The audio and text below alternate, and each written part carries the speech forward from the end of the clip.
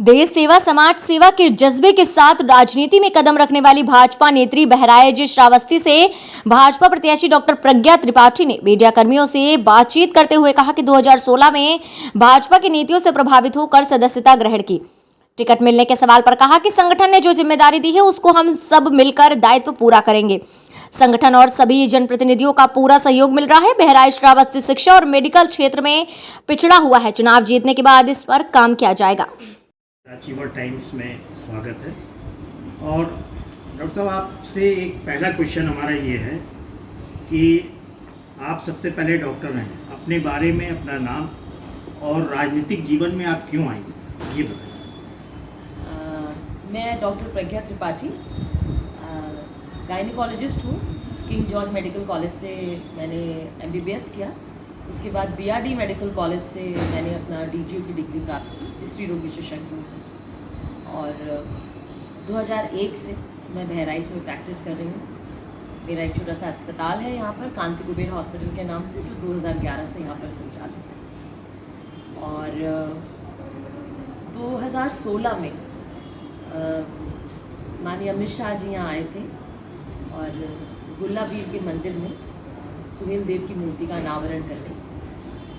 तो उससे कुछ माह पहले मेरे हस्बैंड, जो कि ऑर्थोपेडिक सर्जन हैं, उनके मेरे दिमाग में ये रहता था कि कहीं ना कहीं जो देश की सेवा करने का एक मौका हमको मिलेगा, वो उसका रास्ता, पहले भी हम लोग समाज सेवा करते थे, बट एक लगा एक अच्छी राष्ट्रवादी पार्टी है, अगर इसमें इसके ज़रिए मैं आऊँ और राष्ट्र की सेवा कर सकूं, तो ये दिमाग में था। तो मैंने 2016 में ही अमित शाह जी के आने से एक दिन पूर्व पार्टी की सदस्यता ली।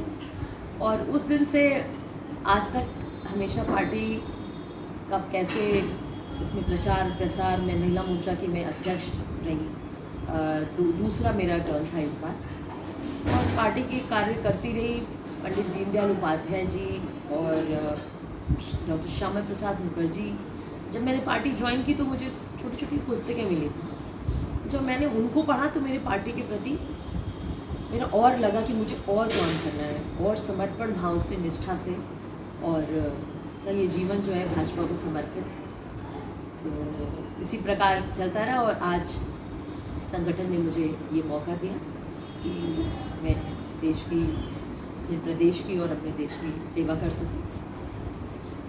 डॉक्टर साहब, बीजेपी में तमाम कद्दावर नेता हैं, और उन नेताओं के बीच आप ही को क्यों पार्टी ने MLC का उम्मीदवार बनाया?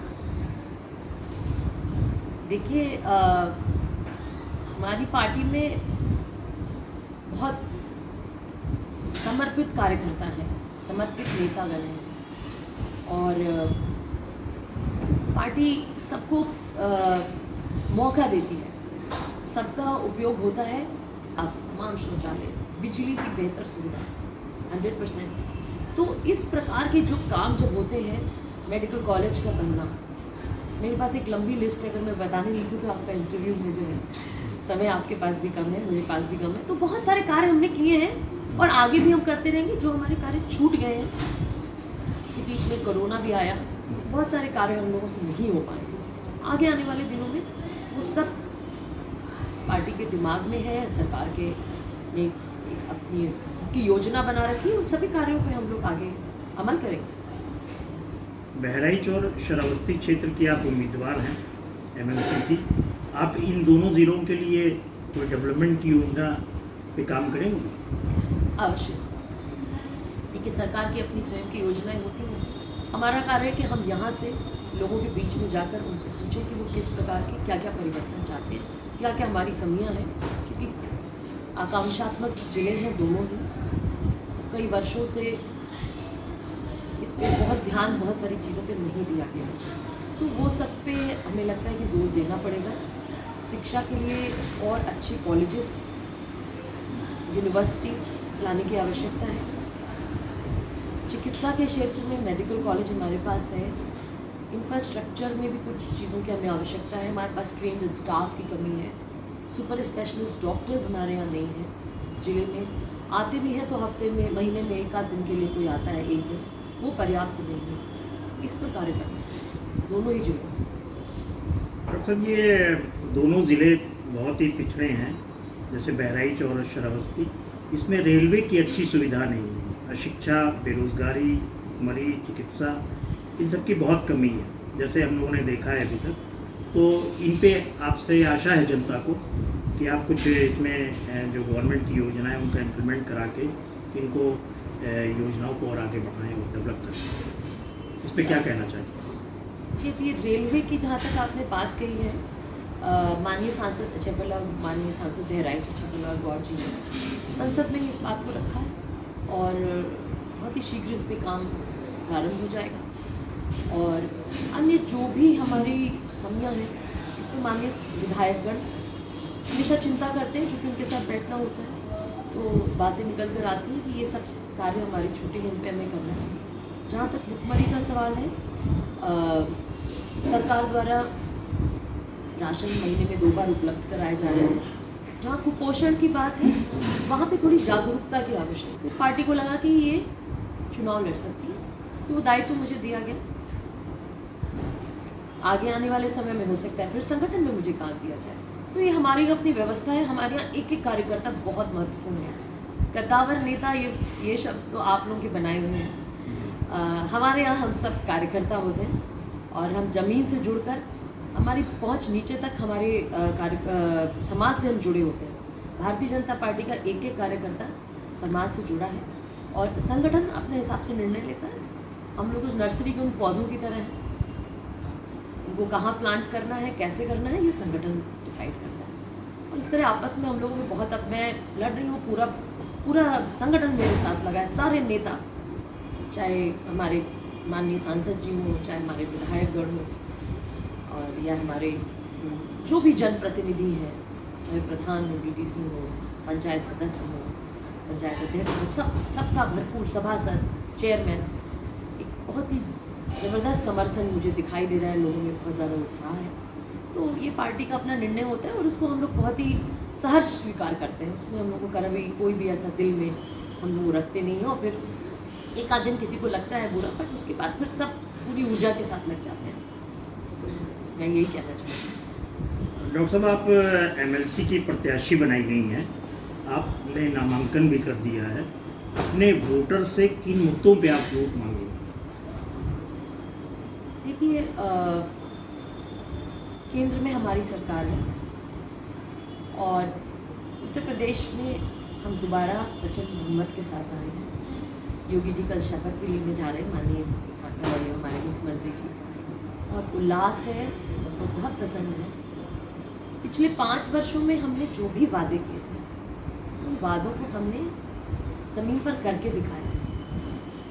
आप किसी से भी पूछेंगे, अगर आप जाएं, आप लोग तो रिपोर्टर्स हैं, आप जाते हैं, बीच में मिलते हैं, चाहे आप स्कूलों को देख लें, सरकारी स्कूलों में। बहुत वर्ष पहले मैंने कैंप किया था, जब हमारी सरकार नहीं थी, तो मैं कैंप करने गई और जो मैंने एक मेज जिस पे मुझे अपनी दवाइयाँ रखी थी और जो कुर्सी जिसमें मुझे बैठना था, उसके चारों पाँवें जो है मैं बताऊँगी वो समतल ज़मीन थी, गड्ढे थे।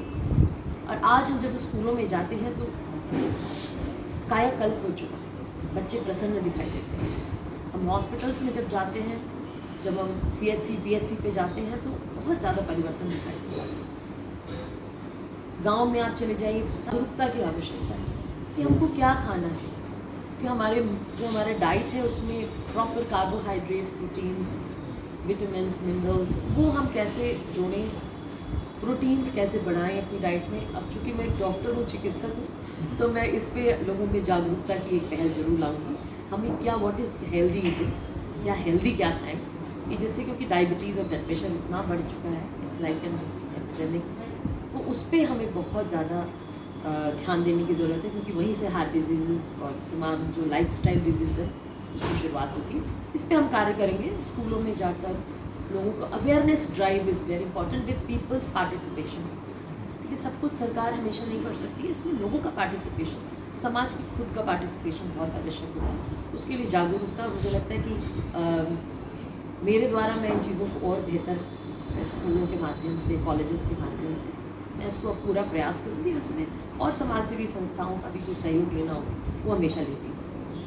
डॉक्टर साहब, शिक्षा के क्षेत्र में बहराइच 13वें और 14वें स्थान पे है। और बहुत ही जो है ये ज़िला जो है बहुत पिछड़ा माना जाता है। तो शिक्षा के लिए कुछ ऐसी योजना है कि जिससे बच्चे एजुकेटेड हों और आगे जा कर के जैसे मेडिकल सुविधाएं यहाँ पाएँ, और जो मैनेजमेंट कॉलेज है MBA का वो होना चाहिए, LLB, ये चीज़ें हैं नहीं बहराइच और श्रावस्ती दोनों ज़िलों के लिए। आपसे अपेक्षा है जनता की, इस पर क्या कहेंगे? जी बिल्कुल ठीक कहा आपने। हायर एजुकेशन के लिए we definitely have lesser colleges. आपने से डिस्कस किया कि engineering colleges, MBA and LLBs हैं, एक आध प्राइवेट इंस्टीट्यूट्स हैं जो ये अवेलेबल करा रहे हैं। MBA वगैरह तो शायद है ही नहीं, बट डेफिनेटली इस पे काम करना पड़ेगा, and definitely with government and as well as private लोगों को भी इसमें आगे बढ़ना पड़ेगा।